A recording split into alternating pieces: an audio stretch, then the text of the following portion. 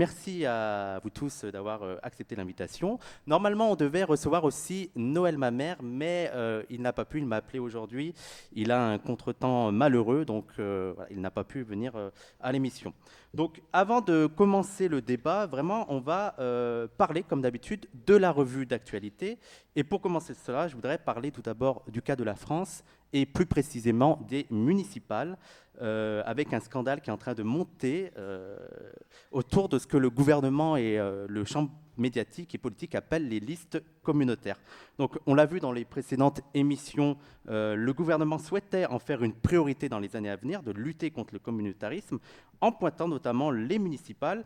Et nous savons tous que le terme communautarisme sous-tend un propos raciste, dans le sens où ce sont des listes dirigées par des indigènes. Et l'illustration de cela, c'est sûrement le cas de Samy Débat à Garges-les-Gonesse, qui est dans une liste totalement autonome et qui subit des pressions, et dont la dernière, c'est un article paru sur Marianne qui l'accuse d'être le candidat de l'islam politique, de l'islamisme et du communautarisme. Toi, Youssef, qu'est-ce que tu penses de toutes ces pressions autour de ces listes ? Ce que l'on peut en penser, on peut en penser une chose, tout d'abord, c'est que tout est permis avec certaines personnes. Il n'y a aucune limite. Et c'est une façon de marquer un dédain, un mépris. Et tout le monde sait très bien que le terme communautariste, c'est le vocabulaire de la novlangue, une sorte de novlangue politique. On sait très bien qui désigne le terme communautariste. Il désigne uniquement les ressortissants des anciennes colonies. Et à ce point, le gouvernement Macron est dans la droite ligne de ce qui a été toujours la politique en France, à savoir mettre au banc de la société et excusez-moi, un micro. mettre au banc de la société certaines personnes en fonction de leur origine. Alors, le fait que Samy Débat soit qualifié, enfin que le candidat Samy Débat soit qualifié de liste communautaire, nous étonne absolument pas. Quelqu'un d'autre veut intervenir sur le liste communautaire ? Dire qu'une liste est communautaire, c'est aussi une manière de disqualifier la liste en question, disqualifier en d'autres termes des initiatives qui sont prises par ce qu'on appelle les subalternes, c'est-à-dire les populations qui sont dominées à plusieurs titres. Et en ce sens, on comprend bien qu'un gouvernement en difficulté comme le gouvernement Macron, après toute la séquence des retraites, remette 10 balles dans la machine, comme on dit, c'est-à-dire essayer de recréer des polémiques de ce genre pour disqualifier des initiatives qui sont prises à la base, quoi. Malheureusement, ça se répète, mais j'ai bon espoir que les gens concernés vont résister à cette disqualification et continuer à se mobiliser politiquement. Et ça correspond aussi à son virage identitaire qu'il a pris. Alors, pour la deuxième actualité, on va passer maintenant aux infos internationales pour parler de la grande panique du moment, le coronavirus qui est apparu en Chine et qui à l'heure actuelle a contaminé des milliers de personnes et a fait des centaines de morts et qui commence à se propager partout dans le monde. Alors, nous sommes encore au stade de l'épidémie et non de la pandémie, mais il faut prendre des mesures pour qu'on évite cela. Mais ce qui nous intéresse ici plus particulièrement, c'est que cette épidémie et la psychose qui l'entoure a permis la libération des actes et des propos racistes envers les personnes asiatiques, souvent très humiliantes, au point que certaines de ces personnes asiatiques ont lancé une campagne sur Internet pour endiguer ce phénomène, avec notamment le hashtag « Je ne suis pas un virus ». Donc, qu'est-ce qu'on peut penser de cette libération de la parole raciste ? Youssef, est-ce qu'on peut faire une comparaison avec toute la psychose qu'on a eue dans le passé avec le péril jaune ? Oui, l'histoire du fameux péril jaune, qui ne date pas d'aujourd'hui, qui est très ancien, ce péril jaune, qui à l'époque était un péril, soi-disant péril démographique. C'est le moment où le monde se rend compte que la Chine est très peuplée, tant mieux. Mais autre aspect, que les Chinois seraient un peuple qui pullule. Il y a toujours cette idée des indigènes pullulent. Le nombre des indigènes a toujours inquiété l'Occident. Et là, c'est une variante qui n'est pas démographique, mais qui serait médicale. C'est-à-dire que les Chinois, aujourd'hui, porteraient atteinte et menaceraient la bonne santé mondiale. Et c'est effectivement, ce sont une attitude raciste, et on voit bien comment ça se manifeste, même à travers la presse, à travers les attitudes. La presse ne fait rien, en tout cas, ne fait rien pour endiguer ce racisme à l'encontre, alors pas uniquement même d'ailleurs des Chinois, c'est vraiment un racisme contre tous les Asiatiques, on le voit bien actuellement, je veux dire. C'est continuité. Une autre réaction? Alors on va passer tout de suite à la dernière info, c'est sur la Palestine et le fameux deal du siècle proposé par Trump.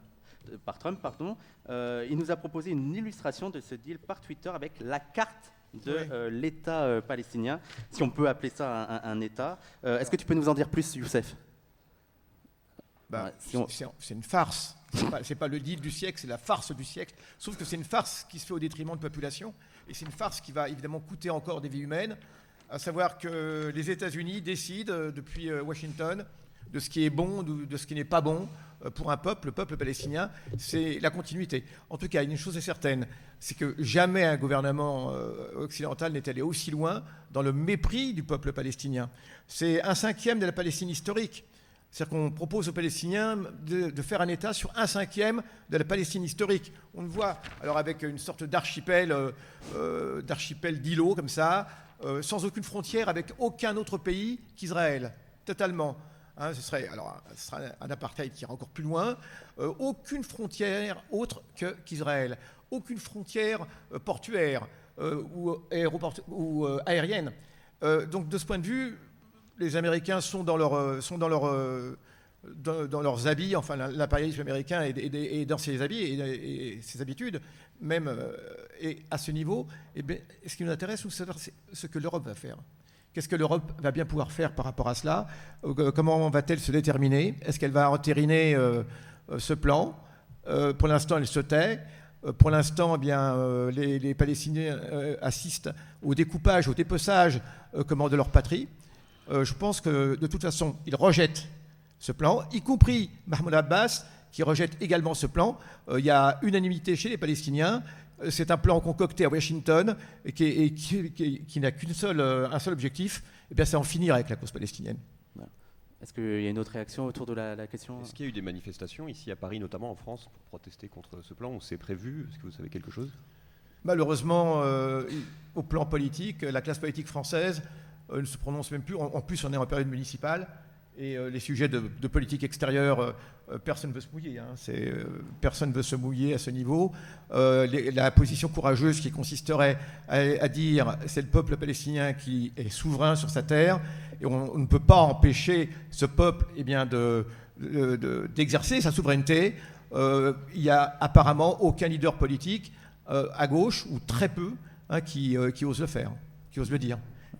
Et à ma connaissance, c'est dans la continuité qui consiste à dire que la cause palestinienne est une cause maintenant secondaire, qui n'est plus un problème, qui ne pose plus de problème, puisqu'on peut imposer aux Palestiniens ce que l'on veut. Alors, l'aspect le plus important, Mahmoud Abbas a dit qu'il romprait toute relation, toute coopération avec les États-Unis et avec Israël, et précisément la coopération sécuritaire, comme on dit. La coopération sécuritaire, c'est-à-dire que c'est la police de l'autorité palestinienne qui aujourd'hui assure la sécurité des Israéliens dans les colonies, mais également en Israël. Et si jamais Mahmoud Abbas fait effectivement ce qu'il a dit, c'est de cesser la coopération sécuritaire, eh bien, ça veut dire que les Palestiniens de Cisjordanie pourront exprimer leur opposition à ce plan, et de concert avec les Palestiniens de Gaza, etc.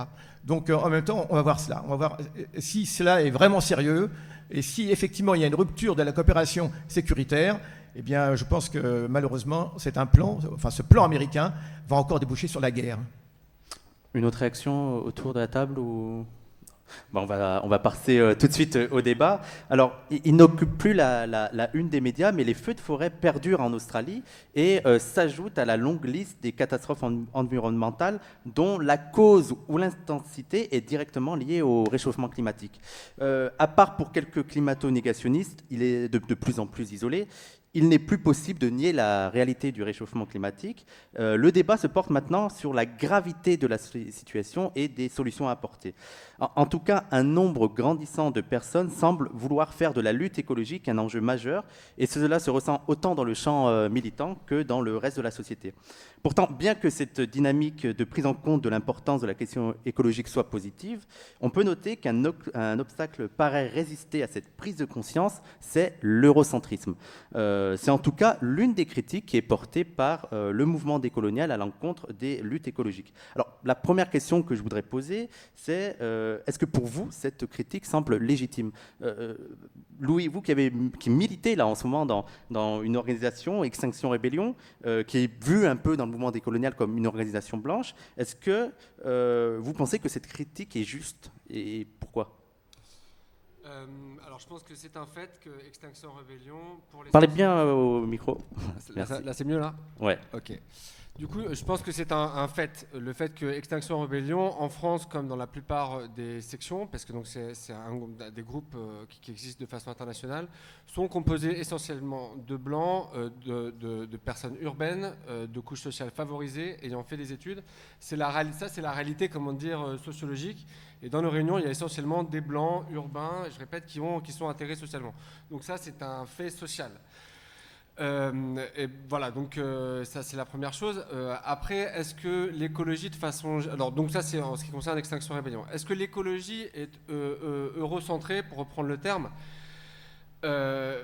Je pense que toute une composante de l'écologie politique, mais je ne peux que faire la pub en fait, du bouquin qu'a écrit Malcolm Ferdinand, qui vraiment met tout ça très au clair. Il y a toute une composante de l'écologie politique qui est du côté de l'environnementalisme et qui ne se pose pas de questions en fait, et qui, qui est totalement à l'aise avec la perspective occidentale et qui donc considère que la vision occidentale est la vision du monde et est amenée à s'appliquer partout.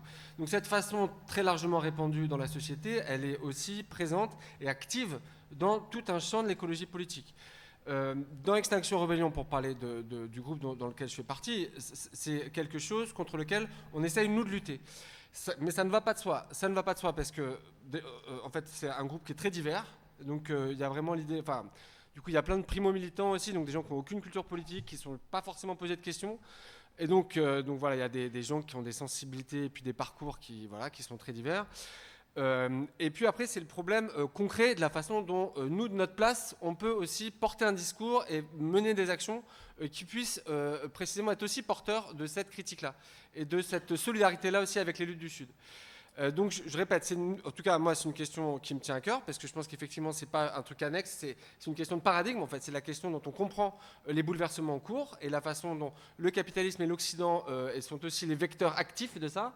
Donc je pense que c'est une façon de penser le monde qui doit être remise à plat et que l'entrée décoloniale est une bonne entrée, une bonne façon en fait de reprendre les choses de façon avec un autre prisme.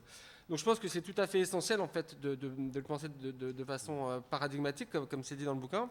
Mais ça, je répète, ça ne va pas de soi concrètement après nous de notre place. Voilà, parce qu'encore une fois, on peut être solidaire avec des luttes qu'il y a au Sud, on peut nous bloquer les sociétés occidentales, impérialistes de leurs sièges sociaux, on peut faire des choses là où on est. Mais après, de notre place, voilà, ça ne va pas forcément de soi. Hormis de travailler une certaine pensée, déconstruire certains discours en termes concrètement d'action ou d'action avec d'autres groupes qui, eux, sont justement du côté des personnes racisées ou des gens du Sud, c'est des choses qui ne sont pas simples, quoi, et qui sont pas simples.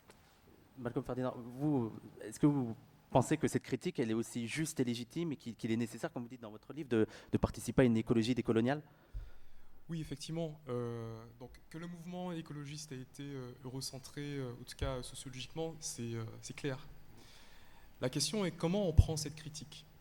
Et qu'il y a au moins deux façons. Il y a une attitude qui peut être stérile, de dire, bon, le mouvement écologiste est blanc, est de personnes aisées, bien éduquées, etc. Donc, les questions qui sont portées, qui sont posées aujourd'hui, celles d'un changement climatique, celles d'une perturbation des équilibres écosystémiques à l'échelle globale, donc ça ne me concerne pas. Et ça, c'est le danger. Parce que je pense qu'il faut au contraire que ceux qui ont été exclus à travers cette généalogie, cette histoire du mouvement écologiste, ont aussi à se réapproprier de ces questions et proposer aussi leurs propres réponses, leur propre conceptualisation de ce qui se joue aujourd'hui. Après, bien sûr, j'entends les difficultés de comment on va prendre en compte cette critique et agir ensemble.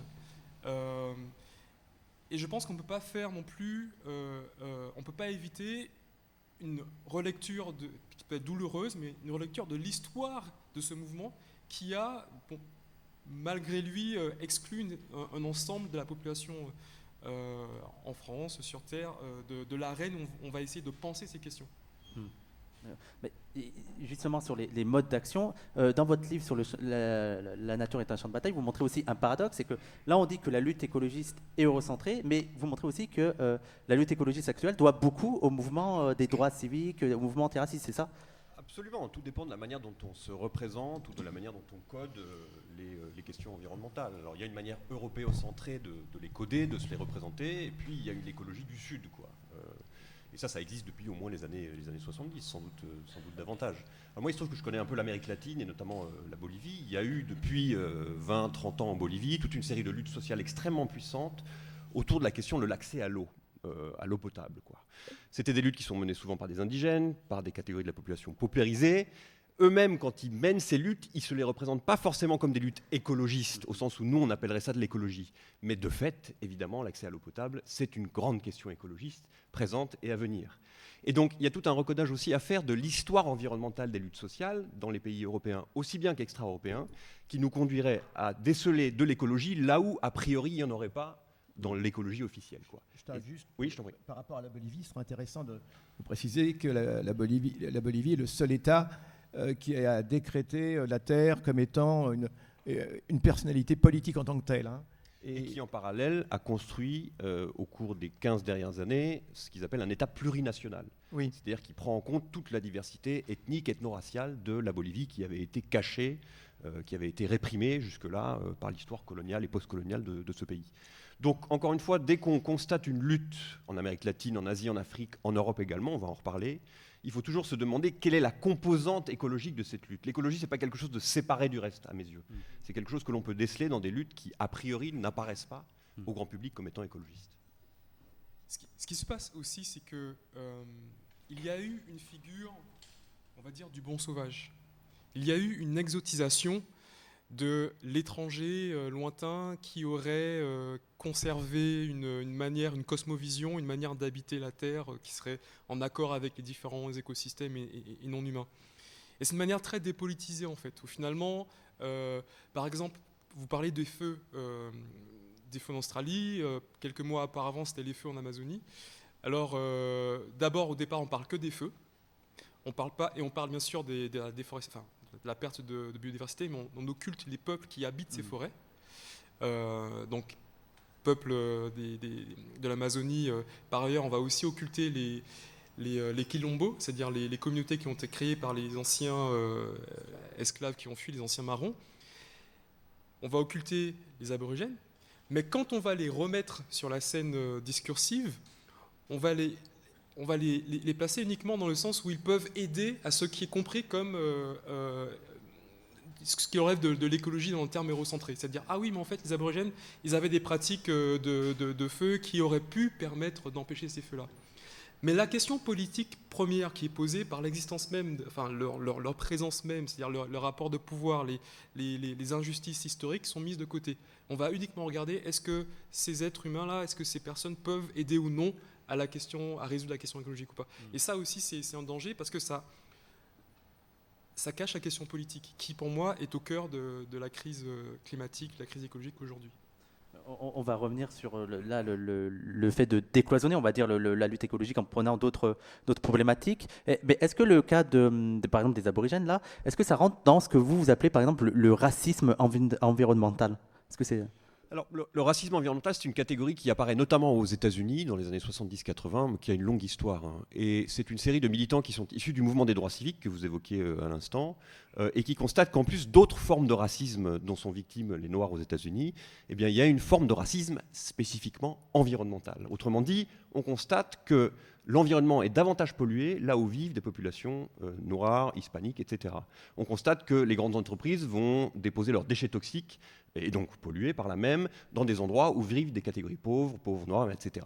Et donc, à partir de là, va émerger un mouvement social d'une assez grande puissance qui va faire le lien avec d'autres mouvements sociaux dans d'autres continents, qui est le mouvement qu'on va appeler pour la justice environnementale, qui va justement lutter contre le racisme environnemental. Et ça, c'est un mouvement d'avenir, quoi. C'est quelque chose qui n'est évidemment pas dominant, je crois, dans l'écologie politique aujourd'hui, vous me confirmerez, j'imagine. C'est encore un mouvement qui est un peu souterrain, notamment en France, mais il y a des tentatives qui visent à le faire émerger. Et il est tout à fait clair que c'est un mouvement d'avenir, en ce sens que si on veut faire en sorte que l'écologie dépasse les catégories sociales que tu évoquais tout à l'heure, c'est clairement un concept qui va nous aider à le faire, quoi.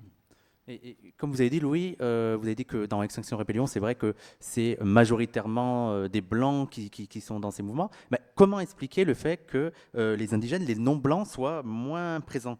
Est-ce que c'est parce que pour eux, ils ne sont pas intéressés par la question écologique? Est-ce que ce n'est pas leur priorité? Est-ce que vous réfléchissez à ça dans l'organisation et vous essayez de tenter de trouver des réponses? Oui, on réfléchit à ça. Encore une fois, en fait, XR, c'est une structure qui est complètement horizontale d'un point de vue national, local et international. Donc, en fait, chaque groupe est complètement autonome. Mais donc, il y a des groupes un peu partout à travers le monde, et chaque groupe, en fait, a son existence propre, et sa dynamique propre, et sa composition propre. Sur la question, est-ce que les indigènes ont même des pratiques écologiques, une exigence écologique, un rapport écologique aux choses, ça me semble l'évidence même. Il y a un exemple qui a été donné, il y a beaucoup de choses qui ont été écrites sur le chlordécone. Enfin, je veux dire, ça va de soi en fait, hein, que ces questions-là en fait touchent les gens dans leur chair, dans leur existence, dans leur rapport au territoire, à la façon dont ils habitent les lieux, là où ils habitent. Du coup, ça c'est une évidence. Mais effectivement, pour moi, il y a un vrai enjeu, je suis d'accord avec ce qu'a dit Malcolm Ferdinand, c'est qu'en fait, les dérèglements climatiques et la catastrophe écologique en cours, en fait, ça va impacter tout le monde, mais pas tout le monde de la même façon. C'est exactement ce qui a été dit. Donc en fait, on a tous à s'en préoccuper à des places différentes. On a tous à s'en préoccuper. Voilà. Donc, et je répète, effectivement, ceux qui vont être le plus victimes, c'est déjà ceux qui sont le plus exploités, dominés, etc. Du coup, c'est une vraie question, quoi. Et par rapport à ça, par exemple, nous, on avait fait... il y a plusieurs niveaux de réponse. Par exemple, du côté d'Extinction Rébellion, il y a un niveau politique. Nous, on avait essayé d'occuper le centre Italie 2 parce qu'on voyait que c'était un symbole d'un certain rapport à la consommation, au rapport marchand des choses. Et on a surtout essayé de faire ça. L'enjeu, surtout, c'est de faire un truc de convergence avec le comité Adama, avec les Gilets Noirs, avec les Gilets jaunes. Donc, justement, on s'est dit que c'était important déjà de commencer à discuter ensemble et de voir chacun de nos places, qu'est-ce qu'on pouvait faire ensemble, étant donné que là, on avait une cible commune qui était un symbole du capitalisme.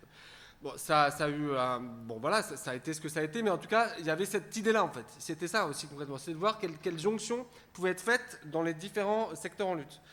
Après, de façon plus précise, je pense que c'est ce qui a été dit. En fait, l'écologie, ça ne se pose pas en dehors de ce que vivent les gens et de là où les gens souffrent et là où ce que les gens veulent.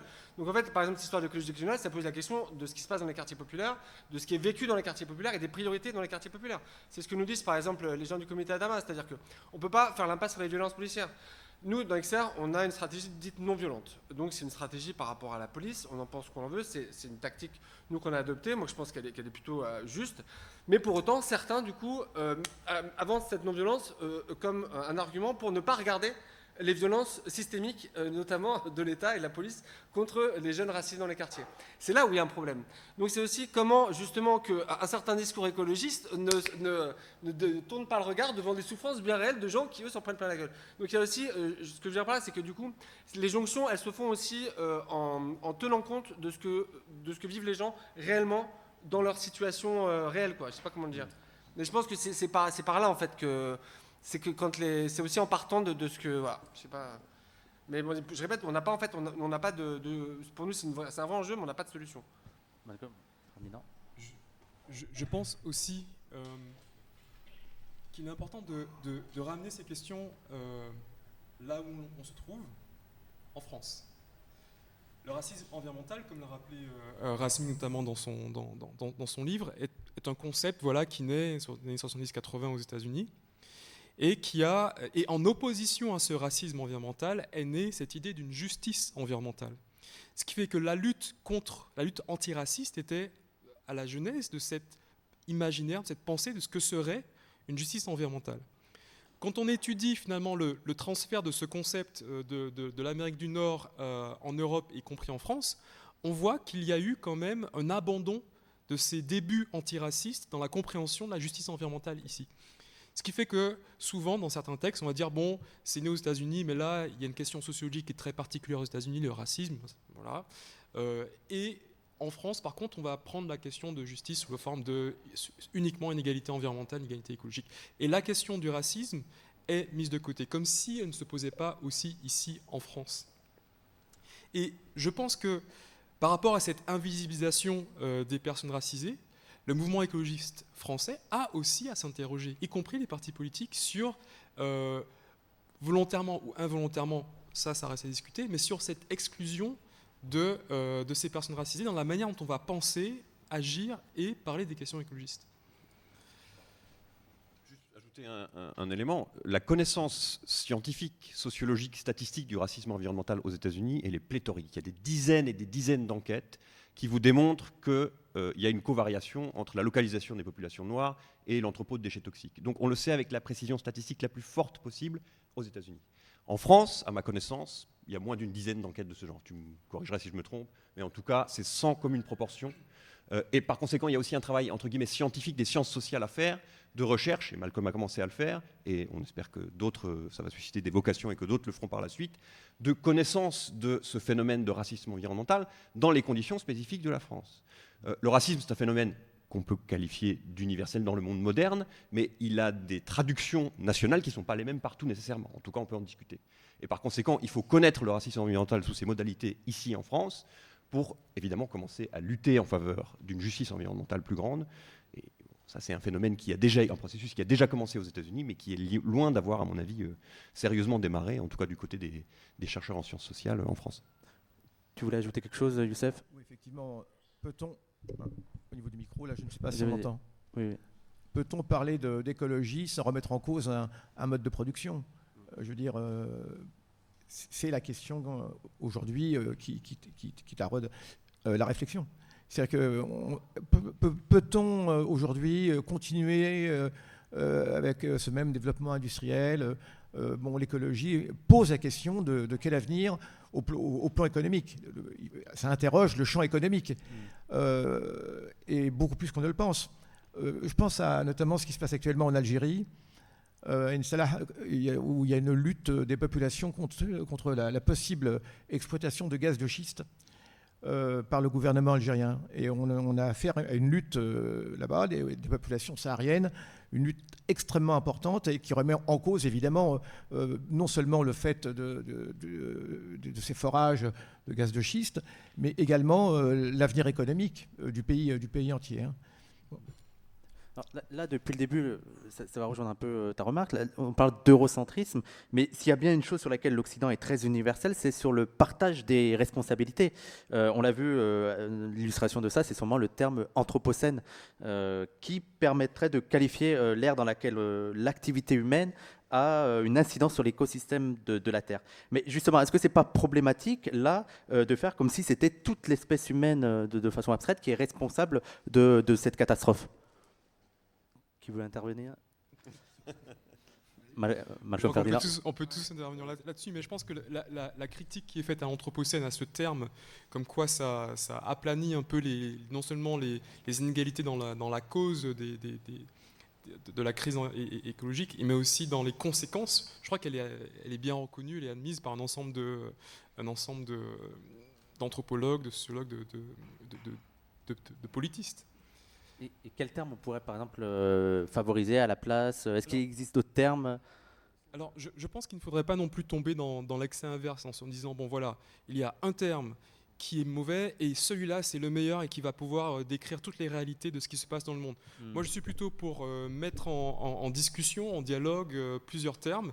Il y a d'autres termes qui ont été proposés comme celui de capitalocène, qui met en cause le capitalisme, des termes comme le plantationocène, qui attire l'attention sur cette longue historicité de ces destructions environnementales, y compris à travers les plantations et les différents types de plantations. Voilà, il y a phagocène, il y en a un ensemble. Je pense qu'avoir cette multiplicité de termes est une manière aussi de penser la chose de manière compréhensive. Justement, je vais poser la question plus particulièrement à vous, parce que vous militez au sein de la gauche radicale. Les marxistes ont proposé le terme capitalocène. Oui. Alors, il est plaisant, mais est-ce qu'il n'y a pas aussi des limites dans le sens où on va avoir ça comme seulement imposer un système de production, alors qu'il y a toute une idéologie, une philosophie, un mode de vie qui a aussi été imposé à ces populations? Oui, en même temps, les marxistes admettent que le capitalisme, c'est pas juste un système économique au sens strict, c'est une véritable civilisation avec laquelle viennent des phénomènes d'aliénation et y compris une sorte de production des inégalités ethno-raciales, du racisme en d'autres termes. Le racisme moderne doit être compris, à mon avis, on pourrait en discuter, comme un phénomène qui doit être lié en partie, en tout cas, avec la dynamique du capitalisme et notamment des formes de ségrégation sur le marché du travail. Bon, c'est un autre sujet, on reviendra pour débattre de ça si vous voulez, mais on peut parfaitement, à mon avis, à partir de cette notion de capitalisme telle que développée par certains marxistes, Jason Moore, par exemple, qui est un grand marxiste contemporain, qui travaille sur la notion de capitalocène, en dériver toute une série de concepts qui permettraient de rejoindre l'écologie décoloniale, pas forcément d'être d'accord sur tout, évidemment, mais de créer suffisamment de points de débat et de convergence pour avancer ensemble et évidemment construire des luttes, parce que finalement, c'est ça qui est essentiel. Donc, je suis très sensible à ce que tu disais sur le mode de production et sur la manière de le remettre en cause. Je pense que le mode de production, il a un nom à l'époque moderne, c'est capitalisme. Et donc moi, dans les différents termes que tu as évoqués, le choix que je ferais, c'est s'il fallait à tout prix choisir un terme, ce serait celui de capitalisme, mais ça n'exclut pas du tout d'autres formes de domination que la domination proprement économique. Là-dedans, il y a une domination de genre, il y a une dimension raciale, ethno-raciale, etc. Donc ça, je l'admets sans problème. Mais dans la critique aussi du capitalisme, il y a aussi le marxisme n'est pas intrinsèquement écologiste. Il y a eu beaucoup de courants marxistes très productivistes, très... C'est bien le problème. C'est là où le marxisme a échoué, en fait. Bon, ce qui se passait en URSS, et on sait à quel point la nature a souffert en URSS, l'ex-URSS, enfin, et tout le monde se souvient, ce qui a abouti à Tchernobyl, par exemple. C'est en fait le mode de vie socialiste, enfin le mode de production dit socialiste, tel qu'il existait en URSS, était en fait capitaliste. Bon, c'était un capitalisme d'État, et au plan industriel, qui a saccagé de la même façon l'environnement, la nature, etc. Ça, c'est un fait. En Sibérie, des populations entières aussi ont eu des problèmes à cause de ce déploiement industriel dit marxiste. Mais je crois qu'il faudra peut-être faire une nuance à ce niveau. Hein.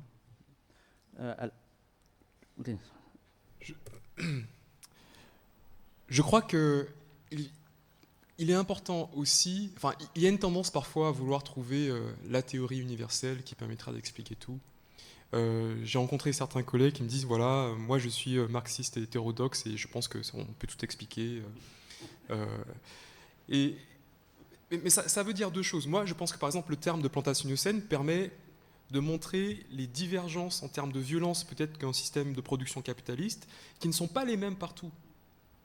Qu'à l'intérieur de la plantation, on a un système extrêmement violent à l'intérieur de l'usine, qui est souvent misogyne, et parfois, quand on va consommer, par exemple, quand on va consommer des bananes ici, qui sont produites ailleurs, la violence, elle est cachée. Et le terme plantationocène attire aussi l'attention sur ces différences géographiques entre la manière dont on va ressentir la violence. Une deuxième chose aussi, c'est que derrière cet engouement d'avoir une théorie qui est, marxiste féministe qui explique tout, par exemple, c'est qu'on va, et c'est par exemple c'est quelque chose que Jason Moore fait, c'est qu'on va, même en reconnaissant ces différences d'oppression, de domination, on va refuser d'entendre les termes avec lesquels les subalternes, les dominés, veulent eux-mêmes signifier leur situation. Et on veut dire, on va parler avec vous à condition que vous utilisez les termes que nous, on veut. Alors qu'en fait, souvent, et comme tu l'as rappelé aussi, des luttes qui ne relèvent pas de ce qui est couramment compris comme écologiste vont être, en fait, finalement, vont rentrer dedans. Des demandes de justice vont être émises. Si on reste dans la Caraïbe, par exemple, il y a l'organisation des pays indépendants de la Caraïbe, qu'on appelle la CARICOM, qui, eux, ont proposé aussi, ont manifesté une demande de justice en termes de réparation pour l'esclavage. Ça, il faut l'entendre aussi. Alors, pour rester sur le thème du productivisme, du consumérisme, l'une des lignes de fracture qu'on pourrait trouver entre le Nord et le Sud, c'est que le Nord encourage maintenant, encourage entre guillemets à l'écologie, au respect de la nature, parfois même à la décroissance, alors qu'elle s'est elle-même enrichie et a vécu grassement sur le dos du Sud et en saccageant la nature. Est-ce que là, il n'y aurait pas aussi un sentiment d'injustice de la part du Sud de se dire maintenant que nous on se développe, vous nous interdisez de le faire parce qu'il faut respecter la planète. Qu'est-ce qu'on pourrait répondre à ce genre de formule? Moi, je sais. Comment dire, déjà, c'est inexact de dire qu'aujourd'hui, en Occident, le capitalisme tendrait vers la décroissance. Il y a effectivement un développement d'une certaine pensée politique autour de ça, il y a développement d'une certaine conscience écologique, dont d'ailleurs il faudrait préciser un petit peu de quoi il est question, mais grosso modo, ça continue à s'accélérer aussi en Occident, Oui, bien sûr. l'accélération économique et la destruction. Oui, la décroissance, ça reste limité aux champs militants écologistes, c'est pas... Enfin voilà, donc les mécanismes, encore une fois, d'accélération capitaliste se poursuivent et s'accélèrent, ce qui est par ailleurs effrayant, mais c'est vrai aussi en Occident. Sur cette notion ce qui est une réalité, à savoir que l'Occident s'est enrichi en exploitant le Sud par le sang et la sueur et la terre du Sud, c'est une réalité je pense qu'il est tout à fait essentiel effectivement de maintenir vivante, enfin de rappeler. Mais après, qu'est-ce qu'on veut? C'est cette idée de quel développement on veut. Par exemple, Vandana Shiva, elle dit des trucs assez intéressants. Donc elle est indienne et elle a beaucoup écrit sur les questions agricoles.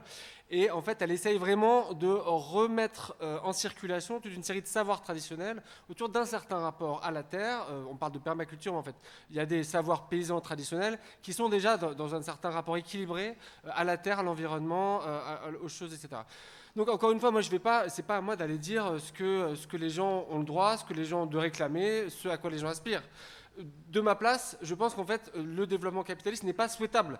Avec le confort matériel qu'on nous vend comme étant le top du bonheur, tout le monde est sous l'antidépresseur en Occident, tout le monde est malheureux, et tout le monde est obèse, tout le monde a des maladies cardiovasculaires. Enfin, moi, personnellement, ça ne me fait pas rêver. Donc, de ma place, je sais que je ne souhaite à personne le développement occidental et ce confort moderne-là, surtout au prix qu'il coûte. Donc, je pense qu'en fait, moi, de ma place, je sais qu'il y a plein de choses à réinventer sur qu'est-ce que c'est qu'être ensemble, qu'est-ce que c'est qu'être heureux ensemble, quel rapport on va avoir les uns avec les autres et avec les autres espèces vivantes. Enfin, du coup, voilà. Mais de ma place, je sais que j'essaie de penser en dehors de cette histoire de développement et de confort matériel. Après, encore une fois, moi, de ma place, je ne me sens pas d'aller dire, bien sûr, à quelqu'un à un pauvre du Sud, le confort matériel, tu n'as pas à t'en préoccuper, tu seras heureux pauvre. Enfin, ce serait indécent et ce n'est pas le propos, quoi. Il y a un concept qu'on n'a pas encore évoqué, c'est le concept de dette écologique. C'est l'idée que depuis au moins le XVIIe siècle, même avant, les pays du Nord se sont développés en contractant une dette écologique envers les pays du Sud, c'est-à-dire en pillant les ressources naturelles, et que ce pillage des ressources naturelles des pays du Sud, Afrique, Asie, Amérique latine, était une condition de leur développement et du productivisme que tu évoques.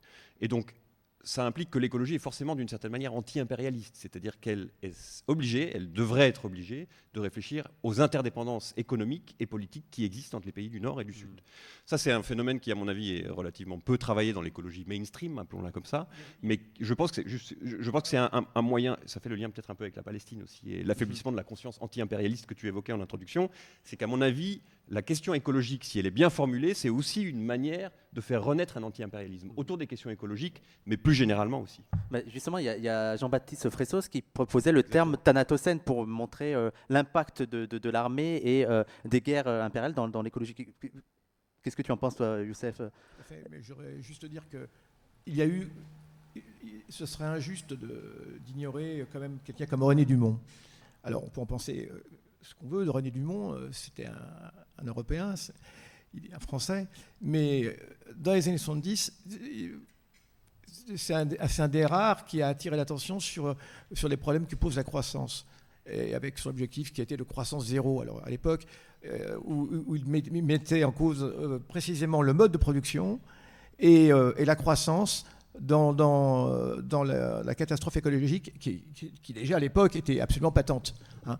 Donc mais je crois qu'il a été très peu écouté. Et voilà. Alors, en ce qui concerne la Palestine, s'il s'agit de dire, oui, effectivement, il y a de gros problèmes écologiques qui se posent à Gaza, par exemple, notamment sur la question de l'eau, absolument, avec les pompages extraordinaires que Israël réalise, les pompages transversaux hein, où toute l'eau de Gaza est pompée par les colons israéliens.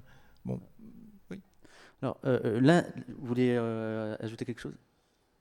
Oui, par rapport à ce que vous avez dit, alors bien sûr, effectivement, il y a René Dumont, il y a aussi, il y en a d'autres, hein, Robert Jolin, Serge Moscovici, etc. Mais on reste quand même dans des initiatives individuelles et on n'est pas dans une prise en compte de ces inégalités structurelles dans la formation du mouvement écologiste européen.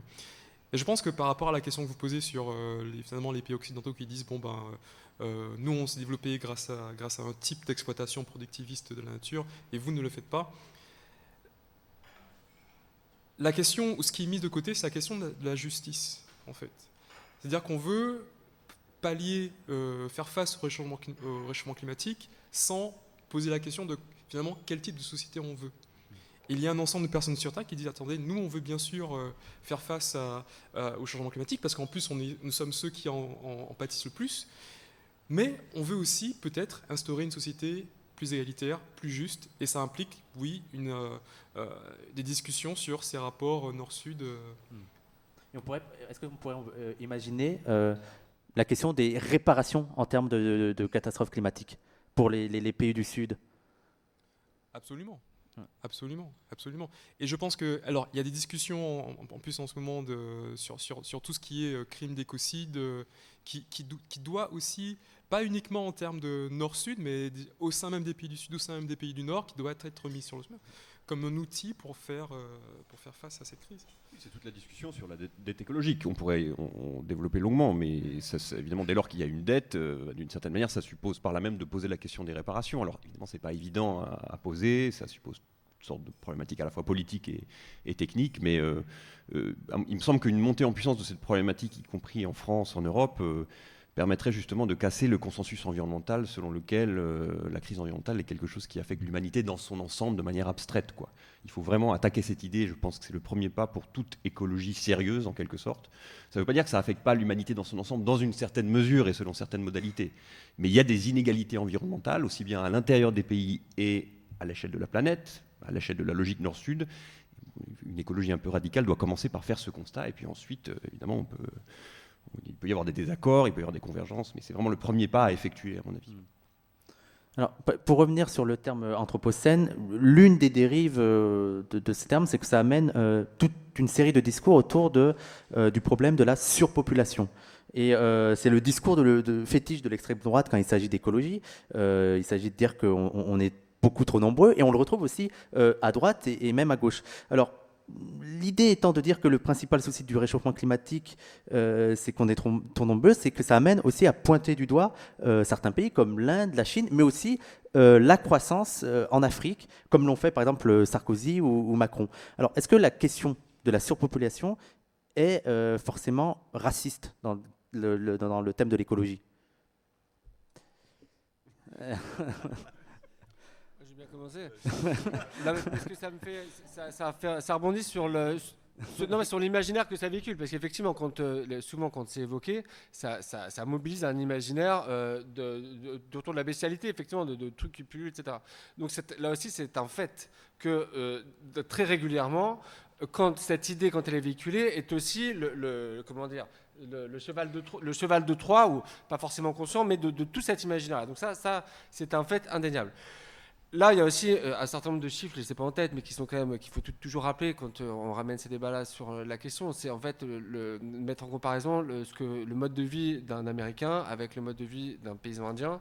Enfin, là, j'ai plus les chiffres, mais c'est juste complètement, c'est des chiffres qui laissent sans voix. C'est-à-dire que le bilan carbone d'un Américain est sans commune mesure, ni de près ni de loin, avec celui d'un Indien. Donc, voilà, déjà, par rapport à ces histoires de mathématiques de numérique, je pense qu'il faut tout de suite ramener à ces chiffres-là. Voilà, donc après, encore une fois, moi, le problème, c'est aussi la façon dont on envisage la question écologique. Et je pense que, personnellement, il faut se méfier, même il faut se défier d'un abord technocratique de ces questions-là. Hein, par exemple, dans Extinction Rebellion, on a des discussions de savoir dans quelle mesure est-ce qu'on doit appeler à l'État, à l'urgence, à l'appel à l'état d'urgence. On a un certain nombre à considérer qu'il faut bien se garder de faire ça, hein, parce que on ne peut pas donner les clés de la maison à ceux qui l'ont mis en feu. Donc il y a aussi cette idée, à qu'est-ce que ça appellerait stop du discours? Donc effectivement des politiques d'un point de vue de l'État, de régulation, donc souvent qui viseraient le corps des femmes par ailleurs, dont il s'agirait de gérer, de réguler. Donc c'est aussi, je répète, ça nous engage dans les solutions technocratiques alors qu'il s'agit, vraiment je pense que c'est aussi tout le bouquin de Malcolm Ferdinand qui appelle à ça. Il faut vraiment reprendre les choses par en bas et par en dessous et de façon en fait plurielle et pas justement centré et vertical, parce que centré et vertical, c'est l'Occident, c'est le blanc qui va expliquer ce qu'il faut faire. Donc je pense qu'il faut vraiment en fait reprendre les choses par en bas, et donc il ne s'agit pas de dire dans le monde en général il faudrait baisser la population mondiale. C'est déjà une mauvaise manière de se saisir des questions écologiques, quoi. Malcolm Ferdinand sur la surpopulation. Oui, alors je pense que c'est une question dans sa formulation qui est raciste. Elle est raciste, elle est misogyne. Parce que derrière, il y a un imaginaire sur, en fait, finalement, ces femmes du Sud qui font plein d'enfants et c'est leur responsabilité, c'est leur faute si la planète est en feu. Il y a une histoire, finalement, de cette... voilà, avec la bombe P, un ensemble de théoriciens de l'écologie qui ont véhiculé ça. Et je pense qu'à partir du moment où, comme l'a rappelé Louis, on pose la question de la surpopulation sans, dans le même moment, mettre en comparaison les différences de mode de vie, leurs différents impacts, là, de base, on est dans une logique totalement raciste. Parce que les exemples qui sont donnés, ce sont toujours voilà, les jeunes de Nairobi, des bidonvilles, là, c'est eux. Mais on sait très bien que ce n'est pas les habitants de Port-au-Prince ou de Nairobi qui ont causé le réchauffement climatique. Donc c'est une aberration qui permet de cacher le vrai problème et qui permet de dire, écoutez, on va continuer dans nos pays à vivre comme ça, à consommer comme ça, et c'est eux qui sont à l'extérieur, qui sont bien loin, c'est eux, on va leur demander...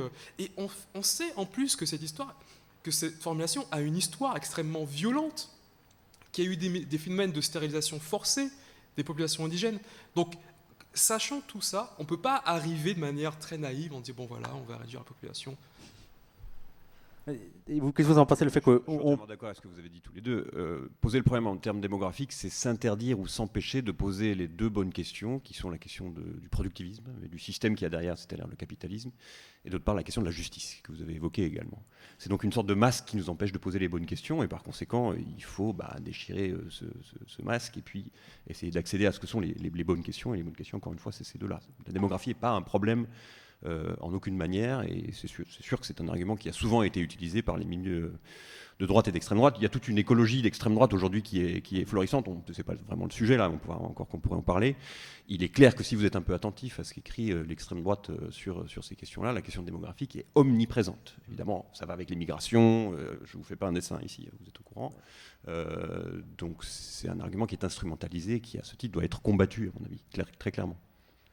Justement, là, pour faire le lien, l'une des principales matérialisations de cette catastrophe climatique dans les pays du Nord, en tout cas en ce moment, c'est l'arrivée massive des réfugiés, de ce que les médias vont appeler le problème des migrants, qui viennent chercher refuge dans les pays du Nord, souvent au péril de leur vie. Est-ce que cela n'est pas aussi un souci majeur sur lequel le mouvement écologiste doit se placer et qui ne fait pas assez ?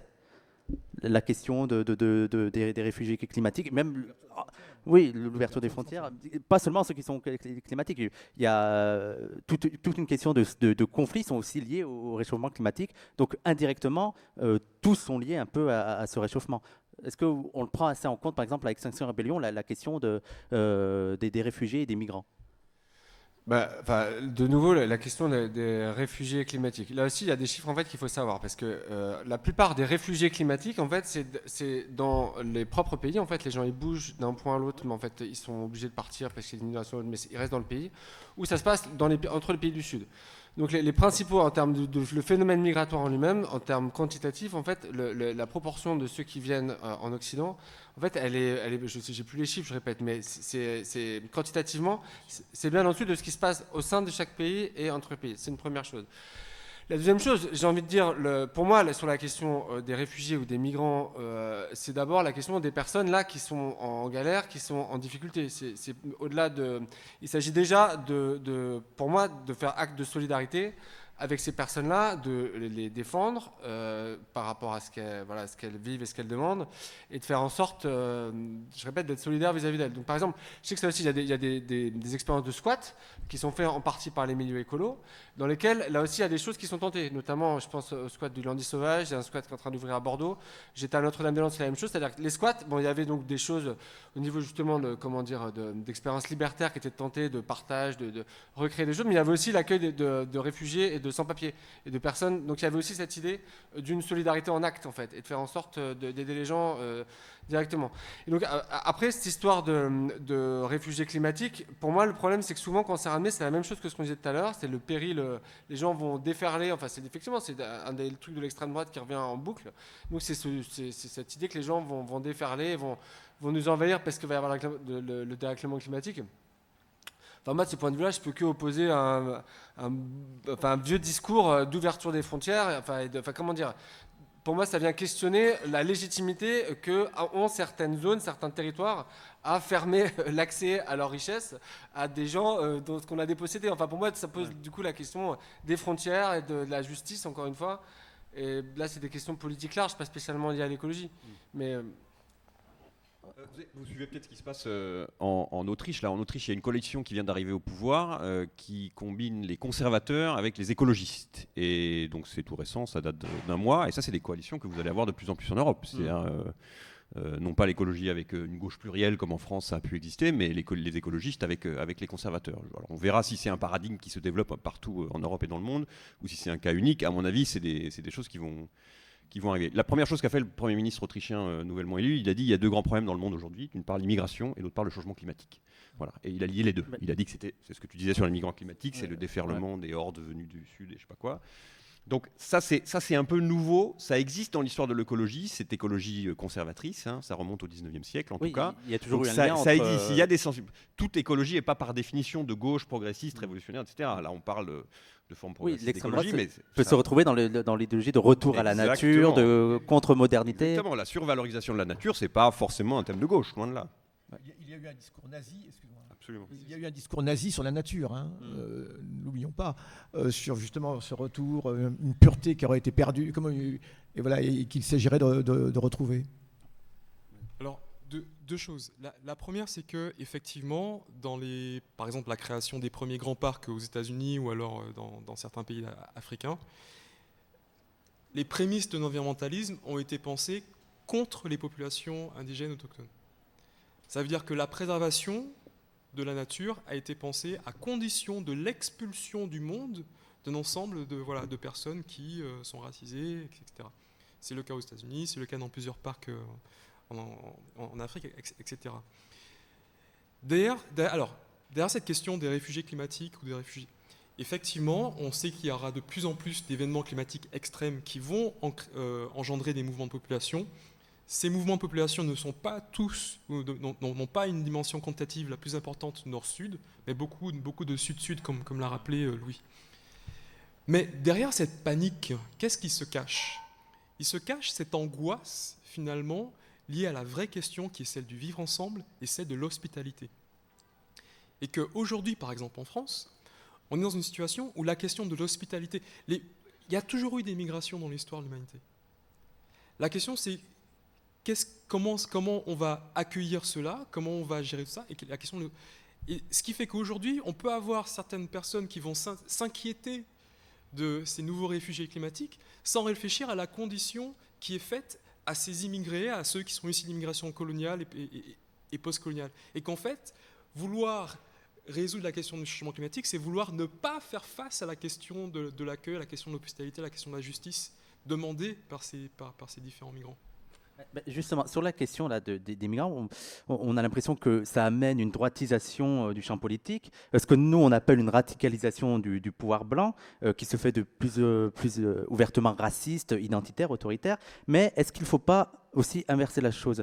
Je m'explique. Est-ce que ces puissances du Nord n'ont pas acté le fait qu'elles n'en feront pas assez pour lutter contre le changement climatique, qu'on se dirige vers des températures à plus 2 degrés et plus 3 degrés, ce qui va amener un monde plus chaud, plus instable, avec des catastrophes qui vont se multiplier, et donc un déplacement plus large des populations du Sud. Et face à ça, elle se prépare en fait à rendre légitime toute une politique de non-accueil des réfugiés par tout un discours raciste, identitaire et sécuritaire. Est-ce que on n'est pas à... on ne nous promet pas un peu des dictatures vertes qui vont promettre des politiques liberticides et racistes sous des arguments pseudo-écologiques? En fait, on peut même dire qu'il y a une sorte de militarisation de l'écologie, c'est-à-dire parmi les grandes armées du monde, les Américains, les Français, etc., il y a toute une réflexion sur le changement climatique et ses effets sur la stabilité, entre guillemets, j'utilise leur terme ici, des sociétés en termes de nouvelles missions qui vont s'imposer à ces armées. Moi, dans le livre que vous évoquez, La nature est un champ de bataille, il y a tout un chapitre où j'essaye de relire la manière dont l'armée américaine, notamment, prend en compte la question du changement climatique et de ses effets sur la société américaine et les sociétés qui sont sous l'influence des États-Unis. Et bon, les militaires ne sont pas du tout des climato-sceptiques. C'est des gens qui prennent très au sérieux la question du changement climatique, parce que c'est des gens sérieux, avec tous les guillemets qu'on peut y mettre, qui savent que ça va engendrer toutes sortes de catastrophes nouvelles, toutes sortes de déplacements de population. Et donc, il y a un risque de dictature verte qui est inhérent à cette militarisation de l'écologie qui serait en quelque sorte la suite logique de ce que tu évoques. Et donc, nos discussions à nous sur la convergence entre différents secteurs, etc., c'est bien, bon, on avance, mais il y a une forme d'urgence. Il n'est jamais bon de faire la politique dans l'urgence, mais là, il y a quelque chose de cet ordre, à mon avis, qui est réel, et il faut être attentif au fait que le camp d'en face, il se prépare aussi. La convergence entre les conservateurs et les écologistes en Autriche, ou la militarisation de l'écologie que j'évoquais, tout ça, c'est le camp d'en face, quoi. Et si nous, on fait rien, c'est eux qui vont occuper le devant de la scène. D'ailleurs, est-ce qu'il ne faut pas aussi voir ça comme une réaction, le fait qu'il y a de plus en plus de régimes autoritaires, qu'il y ait des climato-sceptiques comme Trump, Bolsonaro qui sont élus? Est-ce que ce n'est pas aussi une réaction de la part, on va dire, des Blancs face à ce qu'ils voient comme une future perte de leurs privilèges? Est-ce qu'il n'y a pas aussi une réaction face à ça? Louis? Comment dire, le fait que, d'un point de vue politique, il y ait plus qu'une tendance, qui est un mouvement international à une fascisation des États, je ne sais pas, mais en tout cas à un raidissement sécuritaire autoritaire, à tendance fasciste, ça me semble être l'évidence. Enfin, je veux dire, que ce soit partout à travers le monde, il y a de plus en plus de mecs à la tête d'État qui n'ont plus tellement de scrupules, qui font même plus tellement semblant de se revendiquer la démocratie et qui ont, je répète, qui n'ont pas de scrupules à diriger de façon autoritaire leurs États. Donc cette tendance-là, je pense que ça mériterait, enfin ça doit tous nous interroger. Je pense que c'est sans doute tenu de mille et une façons. Je pense que c'est pas du tout lié à des préoccupations écologiques. Je pense que c'est lié à d'autres choses. Je pense que c'est, je sais pas à quoi c'est dû. Par contre, ce que je voulais dire par rapport à la question du risque d'une militarisation de l'écologie. Alors, je pense qu'effectivement, très clairement, il y a un discours du sauf qui peut qui appelle à ça. C'est-à-dire que même parmi les écologistes, il y en a effectivement qui lisent un certain nombre de bouquins, ils disent « oulala, dans 50 ans on est tous morts, vite, vite, vite, sauvons-nous, on ne sait même plus qui aller... » sur la collapsologie. Alors, dans la collapsologie, effectivement, il y a un certain nombre de personnes qui sont dans cet état d'esprit du sauf qui peut et on donne les clés de la maison à n'importe qui pour peu qu'ils prennent les décisions qu'il faut, on ne sait pas très bien lesquelles, mais on peut craindre le pire. Donc ça, il y a ça. Il y a un deuxième truc qui est la géo-ingénierie. Je vous invite à lire, c'est absolument effrayant. Et c'est possiblement proche de se faire. C'est-à-dire qu'il y a des solutions techniques, notamment d'envoyer dans l'atmosphère un certain nombre de particules qui empêcheraient le Soleil de pouvoir continuer à envoyer son... Non, de façon en fait à limiter les rayons. Mais en fait, bon, je vous invite à lire là-dessus. C'est vraiment les trucs de docteur Maboul, quoi. Mais le GIEC en parle, donc c'est pas. Mais c'est des solutions qui techniquement sont faisables et n'importe quel pays en fait peut le faire sans se concerter. Et une fois que c'est fait, c'est irréversible. Et puis après, bon, en fait, ça fait un effet de serre. On peut plus jamais l'arrêter parce que le moment où on arrête, en fait, le gaz carbonique aura continué à s'accumuler en dessous. Et donc, ce sera le jour où on arrête d'envoyer les particules, c'est une étuve en fait.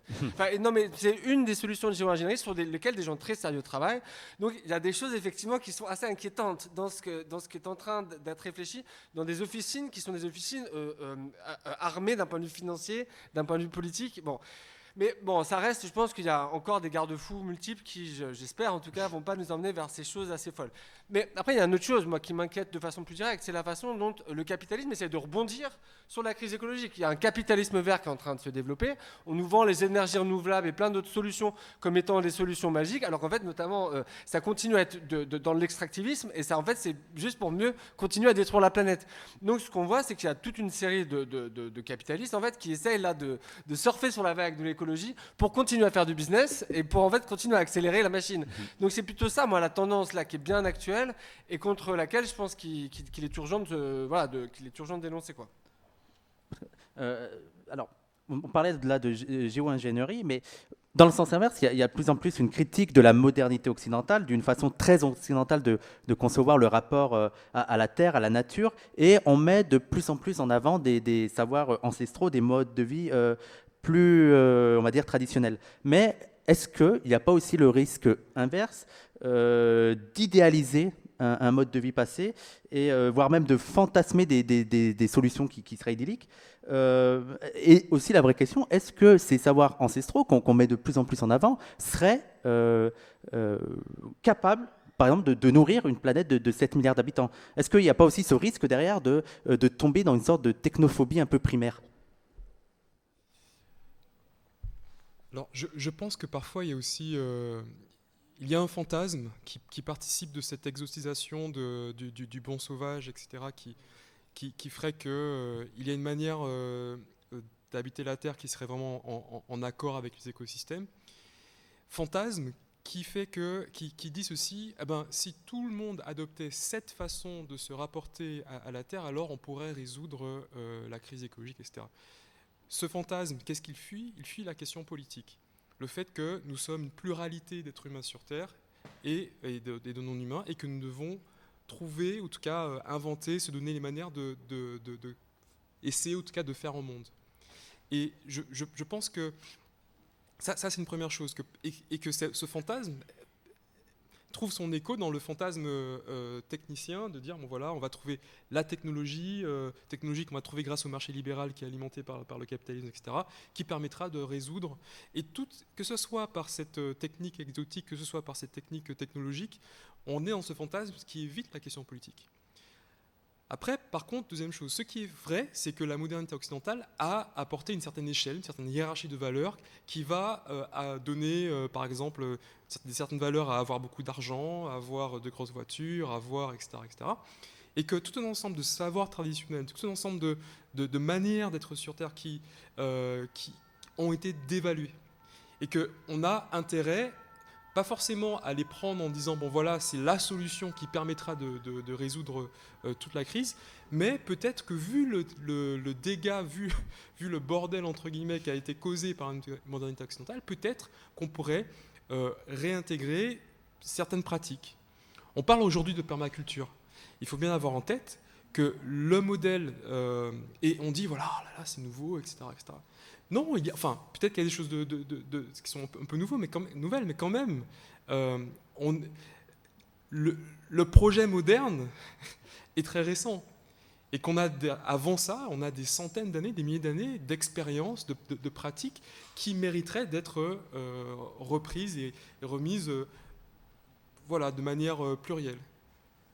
Je suis aussi ça. Oui, le passé peut servir à imaginer l'avenir, pour autant qu'on le fasse de manière sélective et de manière critique, comme toujours. Enfin, il ne faut pas du tout s'interdire d'aller chercher du côté du passé des armes, des outils, des imaginaires qui peuvent être réactivés pour penser l'avenir. On parlait de la Bolivie tout à l'heure. Bon, en Bolivie, ils ont réactivé tout un imaginaire du rapport à ce qu'ils appellent la terre-mère, la Pachamama. Bon, il y a toutes sortes de polémiques autour de ça. Je ne veux pas prendre ça de manière acritique, mais ça les a aidés dans des mobilisations et dans des coalitions. Bon, ça n'a pas empêché par ailleurs que la Bolivie développe un modèle très productiviste pendant 15 ans. C'est toute la difficulté, quoi. Donc c'est pas automatique. C'est pas parce qu'on revient au passé que par là même on a trouvé une solution au problème d'avenir. La question de savoir si l'écologie peut se penser, en tout cas dans les limites frontalières et au niveau des États. Et c'est évident qu'il y a il y a des structures, les structures géographiques, géologiques, qui imposent de toute façon de penser l'écologie dans une dimension qui est disons, plurinationale, si je peux dire. Donc voilà. Et on ne voit pas très bien, par exemple, en ce qui concerne l'eau, parce que ça va être à l'avenir le problème principal, entre autres, mais bon, pour les autres grandes ressources, le problème se pose. Alors, vous, pour parler vous parlez d'habité colonial pour caractériser la façon dont la modernité occidentale habite la Terre. Et qu'est-ce que serait un habité non colonial ? Je pense que ça serait un habité qui permet la rencontre, qui permet de rencontrer l'autre, quel peut être cet autre, dans des conditions de dignité, dans des conditions d'égalité, dans des conditions de justice. Le colonialisme a été précisément la non-rencontre. On ne voit pas l'autre, on le tue, qu'il soit humain, non humain, on l'exploite. Et voilà, enfin, de manière très, très simple, très claire. Et vous, alors, dans le dernier livre, il y a une proposition qui a un peu fait parler, c'est celui du communisme du luxe. Le luxe du communisme. Oui. Ça nous entraîne un peu loin, mais oui, mais le communisme du luxe. Et c'est que le communisme, c'est pas que la pénurie, ça voilà, peut être aussi c'est ça, ça a l'air paradoxal. Est-ce que vous pouvez l'expliciter? Oui, en fait, c'est le communisme du luxe, c'est l'idée que le communisme, c'est pas que la pénurie, on a parlé de l'Union soviétique, mais ça peut être aussi l'abondance. Évidemment, c'est pas l'abondance capitaliste, qui est la rotation rapide des marchandises, le productivisme et le consumérisme. Le communisme du luxe, ça suppose de travailler sur les besoins, sur une définition des besoins qui soit une définition post-capitaliste, et pas capitaliste, qui ne soit pas consumériste, et de faire en sorte que, ça suppose de croiser des critères de soutenabilité environnementale, mais aussi ce que j'appelle l'universalisation de la structure des besoins, c'est-à-dire de faire en sorte que une structure des besoins commune puisse être satisfaite pour tous les habitants de la planète. Et donc ça suppose, en d'autres termes, pour dire les choses simplement, de combattre les inégalités, notamment environnementales, à la fois dans les pays et entre les pays. Donc par la question des besoins, en fait, et de cette question du communisme du luxe, ce que j'essaie de retrouver, c'est des problématiques environnementales, mais en les croisant toujours avec la question politique, c'est-à-dire la question de la justice, en dernière instance. Youssef, tu voulais rajouter un truc ? Alors, est-ce qu'il peut exister un mouvement écologique sérieux qui ne serait pas décolonial, qui ne poserait pas la question de la décolonialité? Impossible. Non, je pense. Et un des aspects de ce fantasme exotique du bon sauvage, c'est qu'on va très régulièrement, notamment en France, on invite des personnes qui viennent d'Amérique latine, de ces communautés, en montrant précisément comment elles habitent la Terre, comment elles véhiculent finalement ces cosmologies prémodernes. Mais on occulte un fait, c'est que la crise environnementale ou l'état de dégradation écologique de la planète a été possible à condition d'une domination extrême, violente, voire génocidaire, de l'ensemble des peuples premiers. Et donc on veut bien souligner et célébrer les pratiques survivantes de ces peuples. Pour autant, on va mettre de côté les 500 ans de colonisation, les génocides, etc. Moi, je propose qu'on prenne ça ensemble et que reconnaître les demandes de justice de ces peuples, c'est aussi participer d'un monde plus juste et écologiste. Depuis le début de l'émission, on a été un peu sévère envers le mouvement écologiste, mais est-ce qu'il n'y a pas aussi des avancées positives dans le terme décolonial? On a vu en novembre Greta Thunberg qui avait pointé du doigt qu'il fallait prendre en compte l'histoire coloniale, le racisme dans le problème écologique. Donc est-ce qu'il n'y a pas aussi une avancée positive? Et c'est un peu triste à dire, mais est-ce que la catastrophe climatique, le fait que les Blancs se retrouvent face au mur, à une impasse, au fait qu'ils ne peuvent plus vivre comme ils le font, est-ce que ça ne permet pas d'ouvrir aussi les yeux et de voir que le décolonial, c'est une porte de sortie? Hélas, non. Pas du tout. Je pense que là aussi bien, je suis assez convaincu qu'en fait, le dérèglement climatique et la catastrophe écologique va nécessairement et massivement entraîner des questionnements sur le capitalisme et sur l'industrialisation et sur la consommation. La relation logique est assez directe. Pour autant, et d'expérience aussi, on peut très facilement en fait ne pas regarder cette réalité-là de la place de quand on est blanc privilégié. On peut très bien, moi ça me dépasse, mais on peut très bien ne pas regarder à côté et considérer toujours dire, là, je devrais pas le dire, mais c'est une réalité. Par exemple, notamment dans XR UK, pour l'essentiel, à l'origine, c'est une sorte de cri de détresse de certaines couches par rapport à la crainte de ne pas pouvoir maintenir leur vie et leur niveau de vie. C'est ça le cri de détresse. C'est moi et mes enfants ne pourront pas vivre comme moi. C'est ça la peur, la détresse. C'est certainement pas, y a des gens qui sont en train de crever la bouche ouverte au sud, il y a des choses dégueulasses qui sont partout, c'est pas du tout ça. Et certaines personnes continueront de s'en contrefiche. Et ça, donc je pense que, hélas, ça ne va pas de soi. Et qu'il faut déjà avoir sans doute une certaine tournure d'esprit. Et puis effectivement, poser un petit peu de questions. Mais hélas, je pense qu'il n'y a pas ça ne va pas de soi que la dimension décoloniale puisse être comme ça infusée et portée de façon massive dans l'écologie. Est-ce qu'il y a une note un peu plus optimiste entre vous deux ou partagez ce pessimisme? Non, moi je suis un peu plus optimiste, mais c'est pas forcément contradictoire. Mais ce que ça implique, c'est que la vraie écologie viendra forcément des pays du Sud. En fait, c'est ça que ça veut dire. Elle aura des alliés dans les pays du Nord, bien sûr, mais ce à quoi il faut s'attendre, c'est l'intensification. Je l'espère en tout cas, on peut le souhaiter. C'est l'intensification des luttes écologistes en Afrique, en Asie, en Amérique latine, et une écologie qui soit pas séparée des autres problèmes. Je reviens à mon propos sur l'eau. L'eau en Bolivie, c'est pas forcément codé entre guillemets comme un problème écologiste, mais évidemment que c'est un problème d'accès aux ressources naturelles primordiales, quoi. Et donc mon impression, c'est que ce que tu dis est vrai, mais c'est vrai dans les pays du Nord. Dans les pays du Sud, les choses se présentent évidemment de manière tout à fait différente. Et donc ce à quoi on peut s'attendre et ce qu'on peut espérer, c'est que par la puissance des mouvements dans les pays du Sud, ça fera, on peut l'espérer, évoluer les choses. Alors, moi, je suis ni optimiste ni pessimiste. En fait, la crise écologique pose une question. Quel monde voulons-nous? Et le fait que les pays du Nord soient aujourd'hui aussi menacés par ces dangers environnementaux pose cette question avec encore plus de force. Et on a vu qu'il est possible d'y répondre de deux façons totalement opposées. On peut y répondre en disant cette crise écologique va être une excuse pour ne pas vivre avec l'autre. Et du coup, on va jeter l'autre par-dessus bord. Il y a par ailleurs un très beau roman de Louis-Philippe d'Alembert qui s'appelle Mur Méditerranée, je vous invite à le lire. Et parfois, effectivement, il y a des personnes qui font d'autres choix.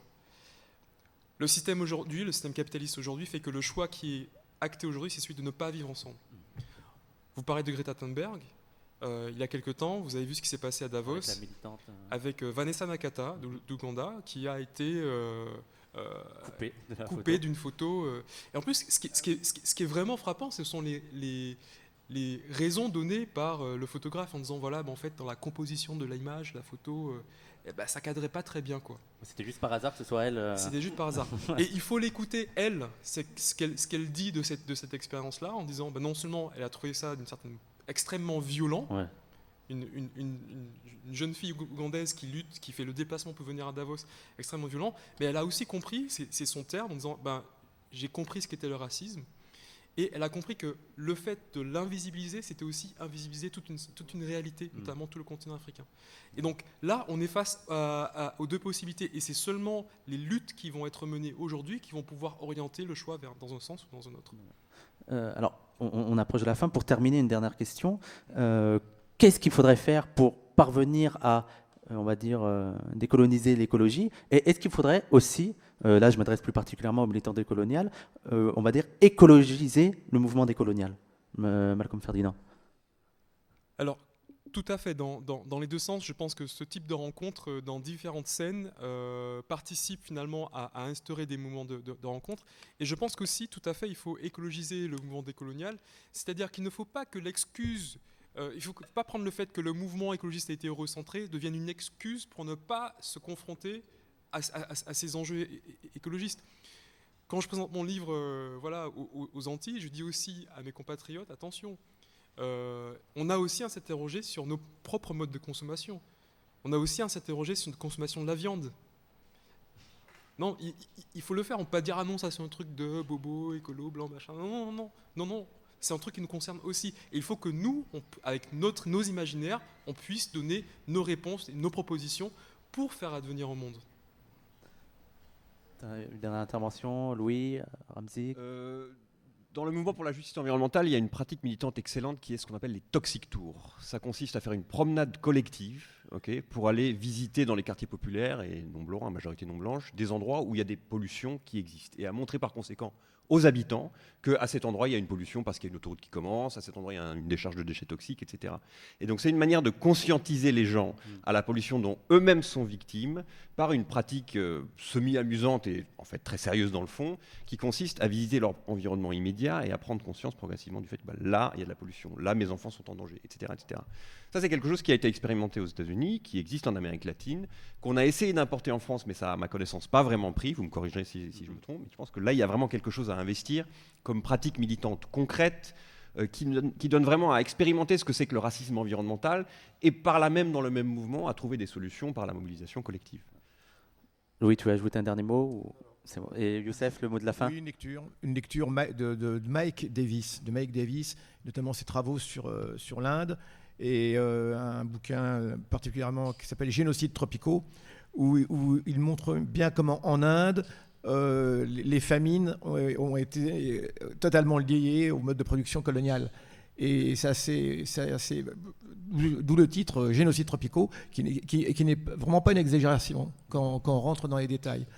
La question est de savoir comment éviter de nouveaux génocides tropicaux, parce que évidemment ce sont toujours ces mêmes populations qui seront visées. Merci de Youssef. Alors on va s'arrêter là.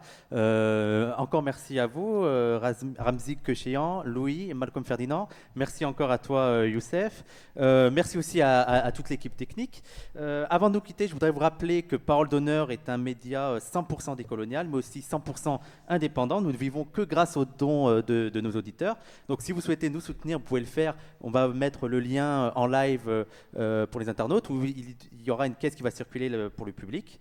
Donc voilà. Tous les dons sont le bienvenus. Et voilà, il ne me reste plus qu'à vous donner rendez-vous dans un mois pour le prochain numéro de Parole d'honneur Radio. Bonsoir à tous.